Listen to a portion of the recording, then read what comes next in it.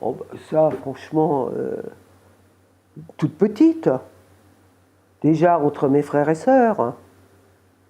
Entre les filles avaient un rôle, les garçons en avaient un autre, hein. Donc, moi, je voyais bien que les garçons étaient privilégiés. Ils étaient souvent dehors, ils jouaient. Bah, moi, j'étais près de ma mère à l'aider, faire la vaisselle, la lessive, le ménage, balayer, etc. Ensuite, quand on a été en pension, eh bien, après vraiment des tribulations où on nous a placés, parce que j'ai perdu mon père à 13 ans, ma mère a été enfermée en hôpital psy un an après, nous étions 7 enfants dans un milieu populaire très catholique. Mon père était taulier, devenu contremaître, et ma mère au foyer. Donc on nous a dispatchés dans des institutions. Après ce départ dans un hôpital psy pour ma mère. Et bien sûr, on nous a laissé aucun choix. C'est-à-dire qu'on était dans les techniques, et il y avait les secondaires. Et là, il y avait une grave discrimination. Il y avait 2 bibliothèques. Moi, j'ai passé mon temps à lire toute la bibliothèque des techniques. Et bien sûr, j'ai demandé l'accès à celle des secondaires qu'on m'a refusé. Et comme déjà, je ruais dans les brancards, on m'a dit, vous, de toute façon, vous n'avez pas à lire comme ça, vous devez vous occuper de vos devoirs et d'apprendre vos leçons, c'est ce qui serait mieux pour vous, pour finir pour avoir votre examen. Donc, la lutte des classes, j'ai su ce que c'était sans mettre un mot dessus, justement. Et là, j'ai appris ça, et j'avais pas 15 ans. Donc, discriminée en tant que femme, discriminée en tant que classe, discriminée à l'époque, avoir un membre de sa famille qui était fou, parce qu'on disait fou, c'était une honte. Donc, on a mis l'omerta pendant presque 4 ans sur l'absence de notre mère. On n'a eu aucune nouvelle. Du jour au lendemain, on n'avait plus de mère. Donc, notre famille a été complètement séparée. Mais j'ai des jumeaux qui ont été aux orphelins d'Auteuil. J'ai un frère qui a atterri tout seul dans un institut catholique de garçons où on lui donnait des tâches à assumer pour qu'il rembourse un peu ce qu'il mangeait. Et puis nous, on a eu de la chance, les 3 filles, ma sœur aînée, moi et la plus jeune qui avait 5 ans quand mon père est décédé, on l'a mis dans cette institution religieuse très friquée, très chic, qui avait un bon enseignement, ça c'est sûr, très sérieux, mais avec catholique bien sûr, parce que c'était des religieuses qui tenaient tout ça. Et ça m'a fait très tôt, en me disant, mais Dieu existe, qu'est-ce que c'est? Et il y a eu Maldon, il s'est trompé dans ses calculs, c'est pas possible. Et ça m'a enlevé toute foi, de toute façon. C'était intolérable. Voilà.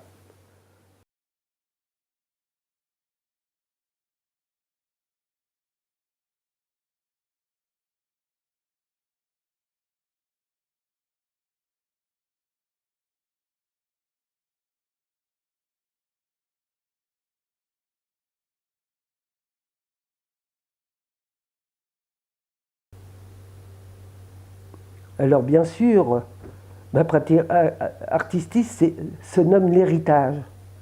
Mon premier cahier que j'ai écrit, j'appelle ça un cahier parce que c'était tapé encore en tant que dactylographié.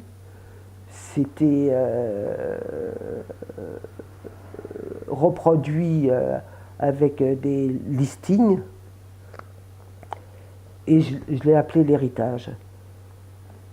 Et chaque création, chaque sculpture que j'ai faite, il y avait pratiquement un texte qui l'accompagnait, car c'était une démarche très intellectuelle que je faisais, qui était liée, il y avait une cohérence, que je voulais absolument montrer autrement que dans des discours ou dans des écrits. Donc ça faisait un tout. C'est comme ça que j'ai commencé à tricoter du fil de fer pour représenter les pailles de fer, soit pour pailles de fer pour parquet, EES, parquet à la maison, les femmes, soit pour Carole, entre parenthèses, les deux S de casserole. Donc j'ai commencé à faire ça. Et d'ailleurs, il y a eu un truc, une chose qui m'a beaucoup amusée, justement, le temps que je tricote, que je tricotais dans les années 70, devant la télévision ou la radio, il y avait des parasites terribles là. Et dans mon texte, dans mon cahier L'Héritage,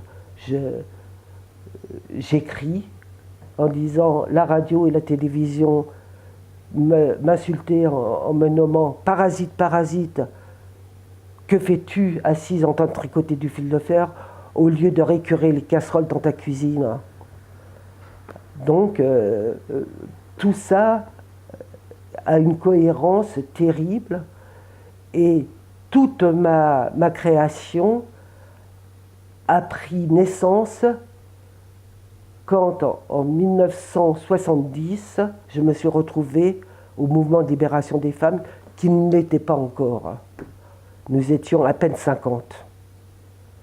Et la première manifestation dont j'ai eu écho, et c'est comme ça que j'ai pris contact, c'est la manifestation des femmes qui ont été portées des fleurs à la femme du soldat inconnu, plus inconnu que son mari. Et je me suis dit, j'en avais peur avec ce mot tellement beau, féministe, où il y a femme dedans, complètement dévoyée par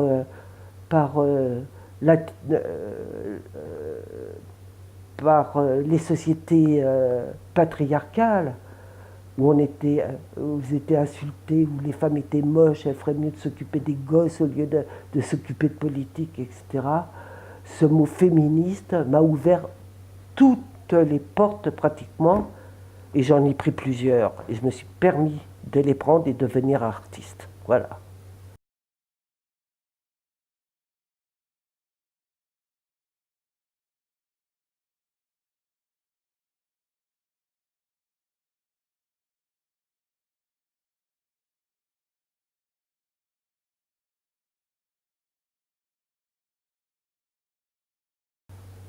Voilà.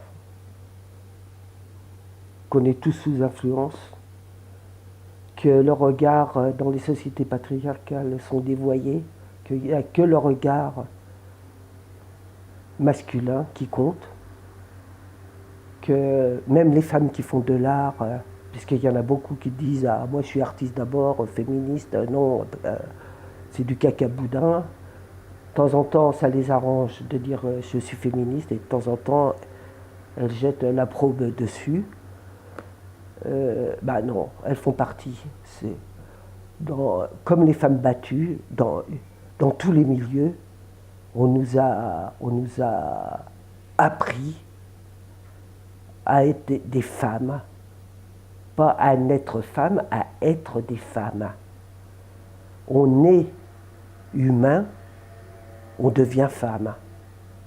On est humain, on devient homme. Et notre mental est tout à refaire. Il faut changer de mentalité. Et quand on me dit à l'heure actuelle que la société, les femmes ont acquis l'égalité des hommes, quelle égalité d'ailleurs, l'égalité des hommes, mais quelle égalité? Sur quels critères? Si c'est pour se taper sur la gueule comme les hommes, j'ai pas envie de ça. Si c'est pour se faire trucider, j'ai pas envie de ça. J'ai pas envie de cette violence. On est entouré de violence. On a tout à refaire, tout à repenser. Donc, moi, mon côté créateur, ça a été de prendre un bout de ficelle ou les objets qui ont été le combat des femmes enfermées chez elles, de les prendre, de les transformer, de les jeter dehors. En disant, ben voilà, elles étaient emprisonnées, elles ont été matraquées, elles ont été niées, elles ont été tuées, torturées. On les a jetées à la poubelle et ça continue encore. En Inde, il faut voir les dégâts que les jeunes femmes font. En Chine, quand je pense qu'ils refusaient la naissance des petites filles, maintenant il manque de femmes. Mais c'est incohérent, c'est n'importe quoi. Et on veut me faire croire que même dans nos sociétés avancées, dans nos démocraties, que tout va bien. Certainement pas. Rien ne va. On a à changer complètement. C'est pour ça que moi, j'ai pris du fil de fer pour le tricoter avec la maille, le point mousse qui est féminin, et le fil de fer qui est masculin, qui est la force, qui est là, qui est dur, et les transformer pour leur donner, pour faire un vrai échange. Non pas qu'on devienne les mêmes, mais qu'on accepte les différences et qu'on ressente les différences et qu'on accepte ces différences qui sont autant de richesses pour l'être humain et qu'on devienne à ce moment-là égal et qu'on respecte tout ça. Il y a un manque de respect total dans cette société. Même les gosses sont vendus. On les vend, on les achète, on fait n'importe quoi avec. Non, non, non, non, non, non, non. Et on veut nous faire croire, nous les femmes, que nous sommes mises sur terre pour faire des enfants. Mais non, on peut réussir sa vie sans enfants, justement. Surtout, ne faites plus d'enfants en ce moment. Faites grève, mesdames. Mesdames, faites grève. Faites grève du ventre pendant une génération. On verra ce qui se passe. Voilà, c'est mon dernier mot final. Grève du ventre. Vous croyez que je suis féministe? Vous rêvez? Bien sûr que je suis féministe. Hein. Et qu'on arrête de dire qu'est-ce que c'est que ce mot-là. Ce mot, c'est un très beau mot. C'est pas une insulte. C'est pas un gros mot. Dans féministe, il y a femme.